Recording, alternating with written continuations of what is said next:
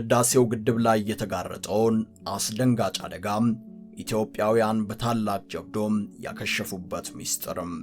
ህዳሴው ግድብ ለኢትዮጵያውያን ውሃ ብቻ አይደለም የሚይዘው። ግድቡ ለዘላለም በመገፋት በመዋረድ የተጠራቀመ ቁጭት፣ አትችሉም፣ ደካሞች ናችሁ፣ ድሆች ለማኞች ናችሁ ከሚል የጠላት ፊሽካ የተጠመቀ አለህ ጭምር የሚይዝ ነው። ግድቡን የሚሞላው ለዘላለም በአባይ ወንዝ ምክንያት ሲፈስ የኖረው የኢትዮጵያውያን ደም ጭምር ነው። ኢትዮጵያውያን በዚህ ግድብ ላይ በየትኛውም ዓለም ያልተሰራ ጀብድ ፈጽመዋል። ይህ ድርጊት በርካቶችን አስደንግጧል፣ አስደምሟል። ኢትዮጵያውያን በዚህ ግድብ እልፍ መስዋዕትነት እየከፈሉ ነው። ከሊቅ እስከ ደቂቅ ሁሉም ይህንን ግድብ እንዳይኑ ብሌን ይጠብቀዋል። በቅርቡም በህዳሴው ግድብ ግንባታ ላይ እየተሳተፉ የሚገኙት ኢትዮጵያውያን ታሪክ በደማቁም የወርቅ ቀለም የሚጽፈውን ገድል ሰርተዋል። ሰራተኞቹም በፈጸሙት ተአምር የሆነ ጀብድ የግብፅ ሊቃን አብደዋል፣ ዓለም ተደሟል። የኢትዮጵያም ተመካከሩም። እናም የህዳሴውን ግድብ በበላይነት የሚሰራውን ሳሊኒ ኩባንያ ያስደመመ ውሳኔ ይዘው ተመለሱ። ነገሩ እንዲህ ነው። ኢትዮጵያም ግድቡን እሞላለሁ ካለችበት ጊዜ ቀድሞ በአብዛኛው የኢትዮጵያ ክፍል ማለትም አሁን ካለንበት አንድ ወር በፊት ከፍተኛ ዝናብ ዘነበ። ዝናቡ ከባድ ጎርፍ ይዞ ወደ ግድቡ እየገሰገሰ እንደሆነ በባለሙያዎች ተነገረ። ነገሩ ሁሉንም ከባድ ጭንቀት ውስጥ ከተተ። ግድቡ ከደረሰበት ግንባታ አንጻር ውሃውን ራሱ መያዝ ጀምሯል። እየመጣ ያለው ጎርፍ ምንም አይነት መፍሰሻም ወይም ማለፊያ የለውም። ግድቡ ያለበት ሁኔታ ደግሞ እየመጣ ያለውን የውሃ መጠን በፍጹም መያዝ አይችልም ነበርም። ይህ ጎርፍ ምንም ነገር ሳይደረግ ግድቡ ላይ የሚደርስ ከሆነ በቦታው ላይ ያሉ ማሽኖችን ጠራርጎ ወደ ሱዳን ይዟቸው እንደሚሄድ ተነገረ። የግብፅ ሊቃንም ውሃውን የሚያግደው የኮንክሪት ሙሊት ባለመጠናቀቁ ምክንያት ዘንድሮ ኢትዮጵያ ሁለተኛውን የውሃ ሙሌት ማድረግ እንደማትችል አረጋግጠናል ሲሉም ተሳለቁ። በወቅቱም ይህ የሊቃኑ መረጃ ሙሉ ለሙሉ ሐቅ ነበር። አዎም ኮንክሪቱ አልተሞላም።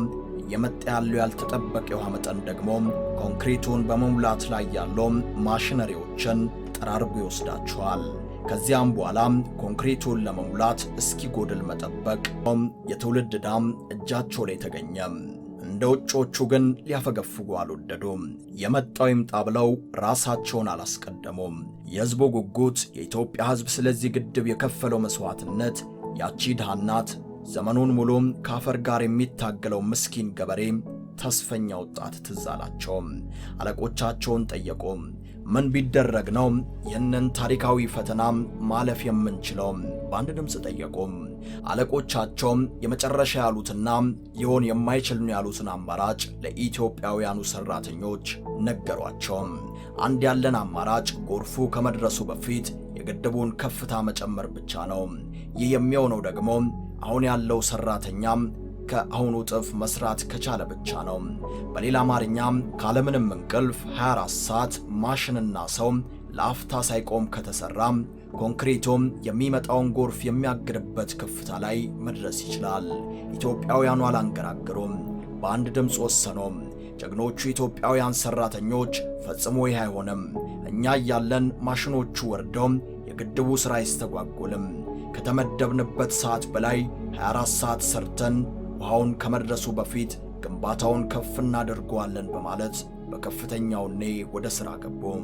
በኢትዮጵያዊነት ወኔም በሀበሻ ትንታግ ሌት ተቀን ሥራውን ያጣድፉት ተንጋለለ። የእነዚህ ጀግኖች ታሪክ በምን አይነት የታሪክ መዝገብ ነው ሊጻፍ የሚችለው? እንዴት ነው ይህ የኢትዮጵያውያን መስዋዕትነት ለቀጣይ ትውልድ የሚተላለፈው?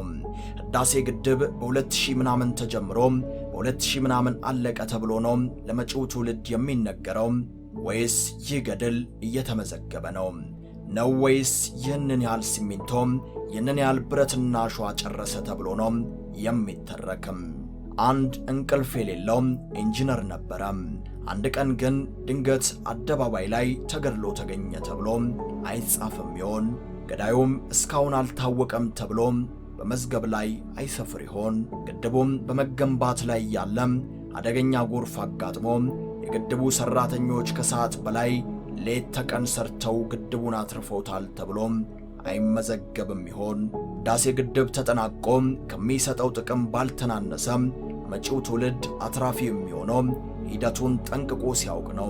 ይህንን ፈተና ይሄ ትውልድ እንዴት እንዳለፈው ማወቅ ይኖርበታል። የተከፈለውን መስዋዕትነት፣ የደረሰበትን ማጥ፣ ያለፈውን ማጥ መረዳት ይኖርበታል። እስካሁን ይህንን እየመዘገበ የሚያኖር የመረጃ ቋት ስለመኖሩ የሚታወቅ ነገር የለም። እያለፍንበት ያለውን ፈተና፣ እያደረግን ያለነውን ትግል፣ እየከፈልን ያለነውን መስዋዕትነት እጅ ያሉትን ትተው የወንድ ኩራት ኪሳቸውን አራግፈው በወንድ ገሰው ነው። አንድ ኢትዮጵያዊ ገበሬም ግድቡ የኔ ነው ሲል ከሁለቱ በሬዎች አንዱን ስለሰጠ ነው። አንድ ኢትዮጵያዊ ወጣት ግድቡ የኔ ነው ሲል የነገ ተስፋውን በግድቡ ላይ ስላኖረ ነው። ታሪኩን የሚያደምቅበት፣ የአባቶቹን አጥንት የሚያለመልምበት እንደሆነ አምኖ ነው። የግድብ ለኢትዮጵያውያን ከምንም በላይ ነው። ምስጋናም በዛ በረሃ እየነደዶ ሌት ተቀን ለሚሰሩ ኢትዮጵያውያን፣ ምስጋናም በዲፕሎማሲው ለሚተጋተጉ በርቱ ኢትዮጵያውያን፣ ምስጋናም ሀገሩን ለሚያስቀድመው ኢትዮጵያዊ፣ ሁሉንም ታሪክ በደማቅ ያስታውሷል። ኢትዮጵያችን ለዘላለም የክብሯ ጫፍ ሳይነካ ትኖር። ውድ የምን አዲስ ቤተሰቦችም ሰብስክራይብ በማድረግ ወቅታዊ መረጃዎችን እንዲያገኙ እያስታወሰን ሰናይ ጊዜን ተመኘን።